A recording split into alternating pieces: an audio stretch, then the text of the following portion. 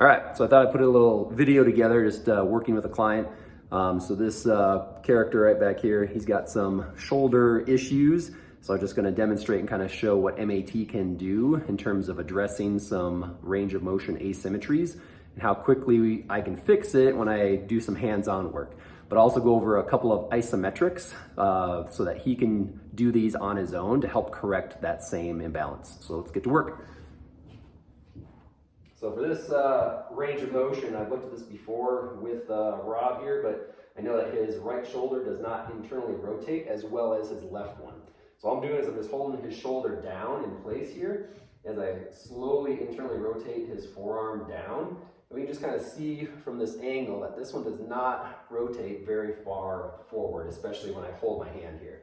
Now he can compensate if I don't hold my hand there, and he can get this one to come down. I don't know if you can see this, but his shoulder's lifting up off of the table in order to do that. So he's rolling his shoulder forward in order to allow his forearm to go down. So this is a pretty significant lack of internal rotation, but as I hold his shoulder in place, you can really see like this arm does not rotate forward very much at all. Like it's locked right here and I can't press it really any harder without causing him pain to go further forward. And then when we compare that to his left side, we'll see if this is the same, better, or worse. We'll do the same thing where I'm holding his shoulder down in place. And this one does rotate quite a bit further forward. So this one, you can kind of see in that angle that his forearm is closer to the floor on this arm versus his right arm. So again, on this one, it goes pretty far forward. Like his thumb is almost touching the top of the table right now. Versus again, the right side was quite a bit limited. So as I hold the shoulder, again, his thumb or the palm of his hand is probably at least a foot, if not maybe even like 18 inches away from the surface of the table. So this spot here from the surface of the table up to his forearm just isn't rotating forward. So we definitely know from this comparison left to right, that this right one is definitely tighter. He can't rotate that shoulder forward and in. So what I'm going to work on now is actually I'm just doing the MAT palpation work on some of his internally rotating muscles. So right now I'm just working on his pec major. That's a big one that helps internally rotate your shoulder. So I'm just kind of tracing out the origin points, doing a little palpation on the muscle origins. And then the next spot is just underneath his armpit, which is where the insertion of that pec major is. And again, I don't recommend trying to do the palpations on your own. They're actually pretty difficult to, number one, find the right landmark, but also number two, to use enough pressure to get into the points that we're looking for. So we'll just recheck his range there after doing his pec, but again, we'll see if that changed at all. And it definitely went down just a couple degrees, so it's just kind of inching its way a little closer towards the floor. So that's a little better, but it's still not even with what the left one is. So what we're going to do next is hit another internal rotator. So this next one is his Subscapularis, and this one just kind of sits on the anterior side of his scapula, and then it kind of wraps under the armpit and goes into the upper arm bones. Right now I'm just trying to get my hands kind of underneath that scapula. So we're just trying to kind of stimulate or activate this internally rotating muscle. So again, all we're trying to do with this whole approach is to stimulate or kind of re-engage the muscles that will take him into that forward rotated position. So again, I'll just do a little activation on that insertion point for that tendon, and then we'll just kind of continue to check his range of motion. So bring his arm out after that one, hold the shoulder down, still trying to kind of see if that goes any better. So we're getting there. So right now his palm is almost, or his fingertips are almost touching the table, which is very similar if we check that range of motion on that one compared to his left one. That's quite a bit better just after working on two muscles. So again, this was his good side. I'd say his right side is a little looser now than his left one. So his left one actually feels just a little bit tighter than his right. So next muscle I'm going to do is his lats. So you can go ahead and roll over, line your stomach. Now for this one, Rob was telling me before that trying to bring his arm up behind him, we had done previous work a few weeks ago, and one of the muscles that we found that was not working so hot was actually on his lat on that right side. So one test that I had him do in the past was keeping his elbow straight with his arm next to his side. I want you to do that here on your left side. And then just try to raise that arm up and off the table. Now, when you do that, what muscle do you feel working to pull your arm up? Is it your lat? Do you feel your tricep? Do you feel your shoulder? What muscle do you feel? Mostly tricep. Okay, so he says that he mostly is feeling his tricep lifting his arm up. So for him, try it now on your right side. Keep that elbow straight. Yep, so lock out your elbow a little bit more. There you go. Yep, now try and lift it up. So they feel the same, where you feel tricep mostly? A little more tricep than the right. Okay, so he says that he's feeling more tricep engagement on the right side versus the left. So for this position, you can definitely feel and use your tricep to lift your arm up, but the bigger muscle that we're trying to engage right now when he's lifting his arm up like that is this lat muscle right here, okay? So I'm gonna try and treat that lat and just see if we can get a little better function out of that. And the interesting thing is that your lat is also an internal rotator in the shoulder, okay? So that was one of the muscles I know of from a few weeks ago. That was a little bit dysfunctional on him. So right now I'm just gonna do the palpation of the origin and the insertion areas for that lat. Miko makes an appearance. So on this one, we're just trying to go up to the, lovely licking the ear.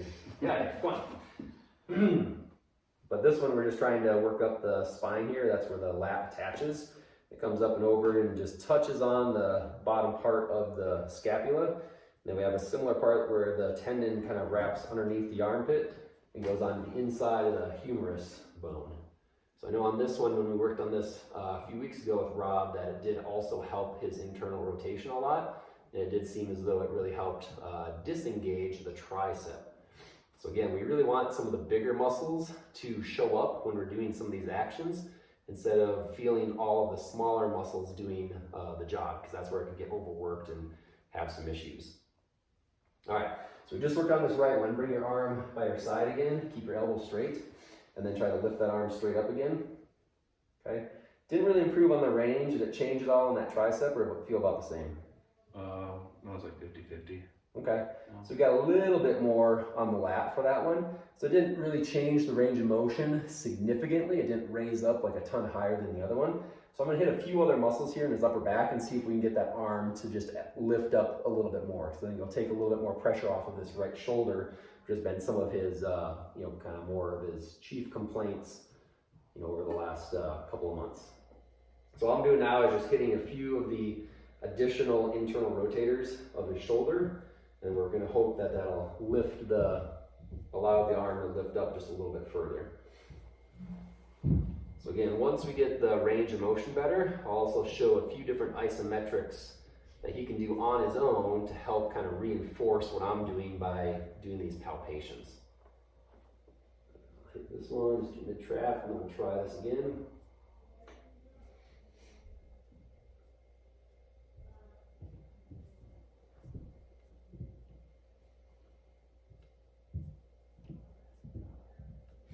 So bring your arm by your side again, keep your elbow straight, and then try to lift that straight up. And it's a little better in terms of the range of motion, and I really wasn't looking at that as our main one that we're trying to address. We're mainly looking at that internal rotation when he's lying on his back, okay? So go ahead and flip back over onto your back. Let's recheck that right shoulder and just see if that's, again, the same, better, or worse. So we're always using this internal rotation, just kind of like a dipstick test on your car's engine. Okay, so we're just trying to check this each time and see, all right, is it better, is it the same, or is it any worse? Okay, so I'm gonna do the exact same thing, holding my hand on the shoulder joint, just trying to rotate this down, and that's quite a bit better. So right now his fingertips are touching the side of the table. So I'm trying to get my arm out of the way so you can see that. But before, if you remember, he was getting stuck right about there. Like he was not able to bend his arm. And now holding everything in the same position, he's finally able to bring his arm down to the side edge of the table.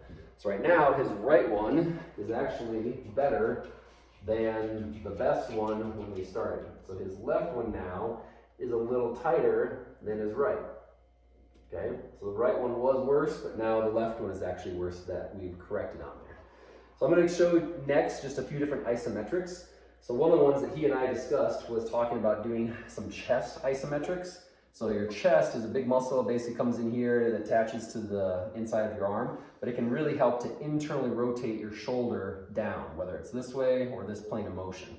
So if this big chest muscle shuts off or is not working anymore, it can cause smaller muscles like this little dinky supraspinatus muscle, which is the most commonly torn rotator cuff muscle. It can cause that muscle to overwork. So all we're trying to do is get the stress and the strain off of these little muscles and the smaller tendons and really try to activate some of the bigger ones. So one of the things that I had shown Rob before was just having him put his hands together. So you can just kind of put your hands together like this right in front of your chest. And in this position, I just kind of call it the prayer isometric, but all he's trying to do is trying to squeeze his hands together and feel both his left and his right pec muscles as he's squishing his hands together. So when he does this, he's going to try and hold that for 6 seconds, but only pressing with about 20% of force. So you're not trying to go at 100%, you're just trying to press at about 20%, so like a 2 out of 10. So this is position number 1 with his hands at about chest height. There's another position down here where his hands are kind of right in front of his belly button. And again, you're still trying to squish in together, but in that position, he should feel it just a little bit lower on the chest, okay?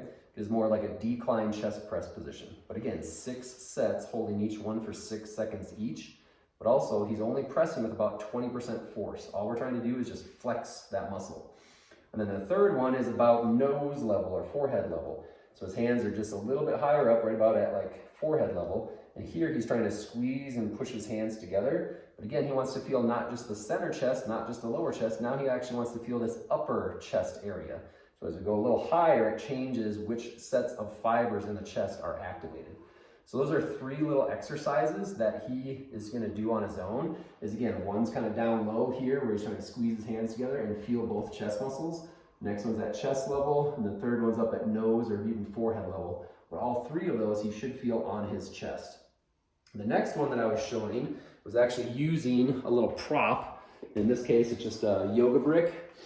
But for this one, I was showing him that if he slides over this way, we'll work on the left one since the right one's looking better. But you can angle or wedge this brick kind of into a slight, propped up position.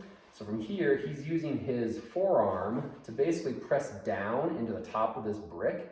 And he's trying to engage that subscapularis muscle. So the main cue that I tell him is that he should be feeling some contraction underneath his armpit as he's trying to rotate that forearm down and in, okay? Now as you do that, just kind of watch a little bit because right now your shoulder is trying to raise up off of the table. So try to keep that shoulder down and just really try to pivot that humerus bone as you're pressing the forearm into the block. Now the other thing is that where I have the block positioned is I don't have the block under his hand because he can compensate and he can use his wrist flexors to do the job. And we don't want that. So basically I'm having him brace this right against, just below his wrist on his forearm as he's trying to rotate that down and in. And again, I'm telling him to watch his shoulder because it wants to compensate and roll forward. And I'm telling him to keep that shoulder down as he's rotating that forearm into the top of this brick, okay? So same thing with this one, 6 sets of 6. So right now he had it in the tallest position this way, but as his range of motion improves, he can lower it down to this position and he can even lower it down to that position. So that's why I like these little yoga bricks. You can use that as a little prop, okay? And then the third exercise that we're gonna do, you can scoop to the center of the table, is using the table for resistance, and I want him to try to use his lat muscles. So again, your lats are these big muscles right here, come on the side, posterior angle of your back. And for this one, he can do it either one arm at a time or both arms at the same time. But all he's going to do is while lying on the floor on the table, he's going to try and push both of his arms down into the surface of the table. And when he does that, I don't want him to be using his tricep. So I really want him to try to feel his lat muscles on both sides as he keeps his arms straight and he's just trying to push down into the top of the table. So as he does that, if he's not quite getting it by pushing straight behind himself like this, what I tell him is to try to slightly bring his arms in and behind. So if he kind of goes more at an angle kind of like this versus that first angle was more like that, then we're hoping that he can start to feel just a contraction on those lats while holding that isometric. So whatever position you need to get into to where you can feel those back muscles, that's what I want. But again, for each one of these, you're holding it for 6 seconds. You're repeating it for a total of 6 sets. And again, you're just trying to flex the muscle. You're not trying to really squeeze it super hard. You're not going at 100%. You're only going at about 20%. So again, we're just trying to do that. He can do that on both arms. Since we did see some limit on the left one, although the right one was the worst. But those are just a few different isometrics that you can do to try to correct something like that, where he had a limit in that internal rotation. So again, I'll just recheck that right one after doing all of those motions, and hopefully it'll be in a good position. So I'm holding his shoulder down, trying to bring this one down, and it came up just a little bit, just by doing maybe some of that lat stuff. So I'll repalpate one of those muscles, but it's still much better than where we started. We started right about here, and I couldn't push it any further than that. And now we're at least able to get down to where his fingertips are just on the top of the table right here. So that's it.